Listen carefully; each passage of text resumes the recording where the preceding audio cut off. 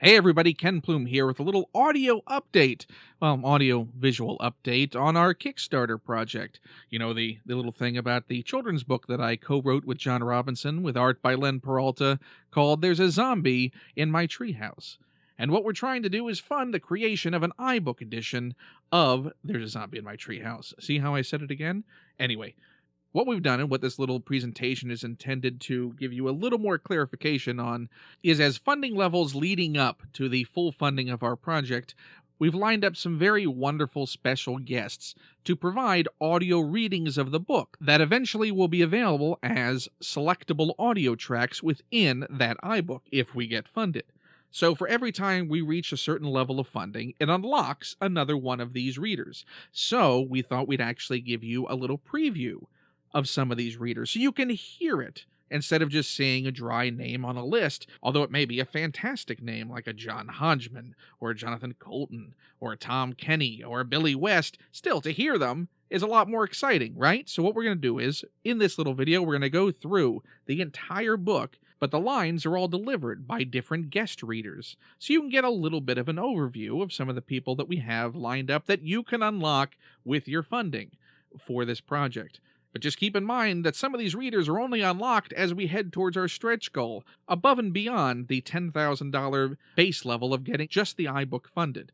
And don't forget that that stretch goal is the creation of a sequel to There's a Zombie in My Treehouse called Conquest of the Snowmen. And if that stretch goal is successful and we do get to create the sequel, not only do you get more guest readers unlocked for There's a Zombie in My Treehouse iBook edition, for the iBook edition of Conquest of the Snowmen, your special guest reader will be Mr. Neil Gaiman. Yeah. But to get all the readers, well, you'll see some notation during this little trailer. But still, again, whatever you can do to help support this project is greatly appreciated. So why don't we just get to the preview of some of those wonderful readers. Thanks again for your support. There's a zombie in my treehouse! Words by Ken Plume and John Robinson. Art by Len Peralta. As read by Alex Day. Hello. This book is a work of fiction. I won't read all that bit.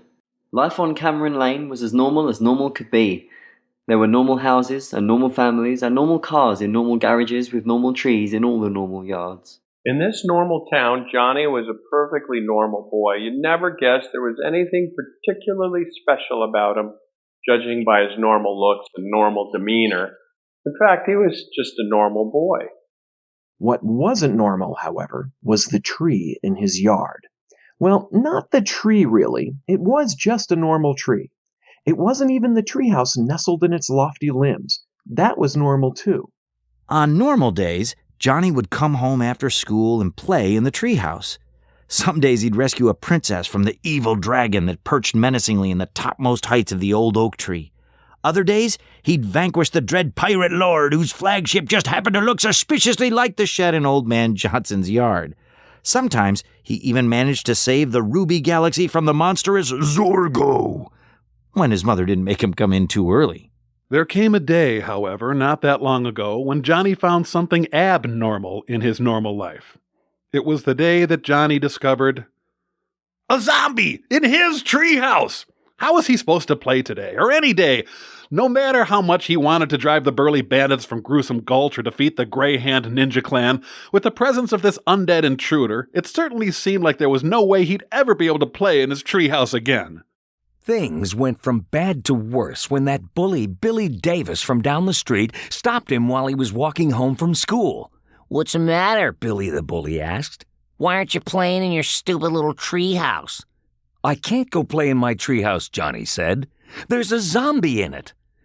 "There's no such thing as a zombie, you ninny," Billy said.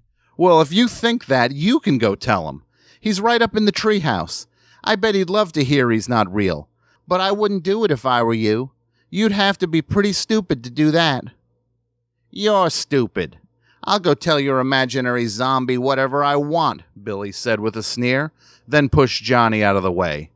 And up the ladder he went. And Johnny waited, but Billy the bully never came back down again. The next day, Johnny's sister interrupted him while he was sitting in the den. He was trying in vain to find something worth watching on television, unable to shake the feeling that the dread arch-pirate Ernie Black was now ruling the oceans in his absence. "What's wrong with you?" his sister asked. "Why aren't you out in your treehouse pretending you're a cowboy or princess or whatever it is you do out there?" "I can't go pretend in my treehouse," Johnny said. "There's a zombie in it." "That's silly. There can't be a zombie in your treehouse. Zombies can't climb trees," his sister said. "Everybody knows that." "Well, everybody but this zombie, apparently, because he's up in the treehouse. You're more than welcome to go tell him he can't possibly be up there, but I wouldn't if I were you." "I think I will go tell him," his sister said, smirking. And up the ladder she went. And Johnny waited. And waited. But his sister never came back down again. The next day, Johnny's mother came into his room while he was lying in his bed, wondering what he was going to do now that he didn't have a treehouse anymore. Who would save the Queen of the Moon? "What's wrong, Johnny?" his mother asked. "Why aren't you up in your treehouse having an adventure as a secret agent or something?" "I can't go have any more adventures in my treehouse," Johnny said. "There's a zombie in it." "Now, dear, we've talked about this before. Zombies aren't real. They're legends. In reality, they're just people who think they've died and been brought back from the grave," his mother said. "They don't know any better. Perhaps it's just a confused person in your treehouse." Well, the zombie in my treehouse definitely doesn't know any better because he's real and he's up there right now. It'd be great if someone could unconfuse him so he'd go away. But I wouldn't do it if I were you. "Nonsense! I will go tell that poor deluded man right this instant," his mother said. And up the ladder she went. And Johnny waited, and waited, and waited. But his mother never came back down again. The next day, Johnny's father came into the kitchen while Johnny was sitting at the breakfast table building the Great Pyramid out of cookies. "Johnny, why are you moping about in here?" his father asked. "And have you seen your mother and sister?" Johnny sighed. "I'm in here because I can't go up in my treehouse and play. There's a zombie in it, and Mom and Sis went up to go take care of him." His father said. "Well, I hope they remember that it takes a nice, strong blow to the head to stop a zombie. And really, if it's only one zombie, he should be easy enough to deal with. I'm surprised and a little disappointed you weren't able to solve this problem on your own." "Well, he seemed to be more than I could handle, Dad, because he's up in the treehouse. Maybe you could show me how to do it, so I could have my treehouse back. I'd be sure to take notes so I could handle the next one. But maybe you should get some help, just in case." "Oh, poppycock, son. If it's only one zombie, I won't need anyone else. Dad'll show you how it's done straight away," his father said as he grabbed a sledgehammer. And up the ladder he went. And Johnny waited, and waited, and waited, and waited. But his father never came back down again.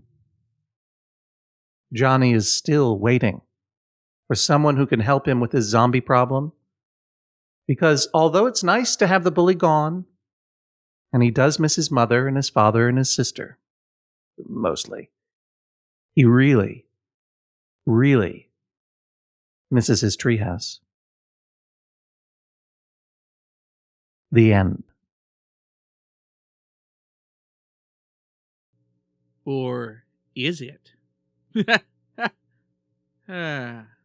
Please do note that this is not all of the readers that we have lined up that you can unlock. This is just a little bit of a preview for you. We've still got Doc Hammer and Jackson Public from the Venture Brothers, Peter Serafinowicz, Paul Dini and Misty Lee, Mark and Emily Volman, Casey St. Ange, and more. And by the way, if you want to support us, head over to Johnny Fry, JOHNNYFRY.com.